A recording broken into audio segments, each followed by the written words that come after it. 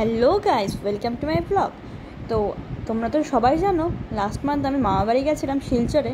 তো ওখানে গিয়ে একদিন ইভিনিংয়ে আমার দাদার সাথে ঘুরতে বেরিয়েছিলাম। আর এটা হচ্ছে দ্য ফেমাস টিটি ক্লাব। এই টিটি ক্লাবে ছোটোবেলা অনেক আসতাম, কারণ আমার দাদা ভাই আর বোনু দুজনেই স্টেট লেভেল টিটি প্লেয়ার। তো যাই হোক, কথা না বাড়িয়ে প্রথমেই চলে যাবো আমার ফেভারিট জায়গায়। ছোটোবেলার থেকে যখনই মামাবাড়ি এসেছি এই জায়গাটা না গেলে কখনোই আমার মন ভরতো না। তাহলে চলো তোমাদেরকেও দেখিয়ে দিই আমার প্রিয় জায়গাটা।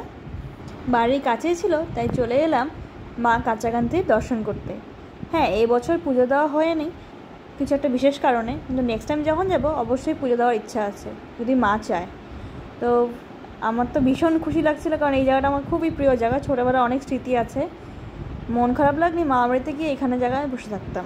খুবই শান্তির জায়গা আমার কাছে। তো ওইটাই দেখতে পাচ্ছি, এটা হলো মেন মন্দির, আর লেফটে যা আছে ওটা হচ্ছে শিব মন্দির। তো প্রথমেই গেলাম শিব মন্দিরে প্রণাম করতে। তো যেহেতু ভেজ খেয়েছিলাম সেদিন, তাই কোনো অসুবিধা হয়নি। কিন্তু সেই টাইমটা ছিল দুপুর টাইম, আর যার জন্য মন্দিরটা বন্ধ হয়ে গেছিলো ভেতর থেকে, আর প্রণাম করতে পারিনি, বাইরে থেকে প্রণামটা করলাম। আর এখন উঠছি আমাদের মা কাচাকান্তি মায়ের মেন মন্দিরে।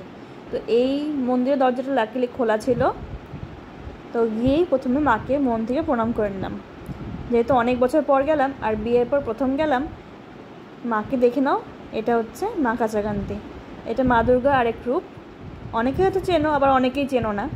তো মা খুব জাগ্রত, মায়ের কাছে যেটাই মন থেকে চাওয়া যায় মা সবসময় পূরণ করে দেয়। মন্দিরে প্রণাম করে মন্দিরের চারিপাশটা একটু ঘুরে ঘুরে দেখছিলাম।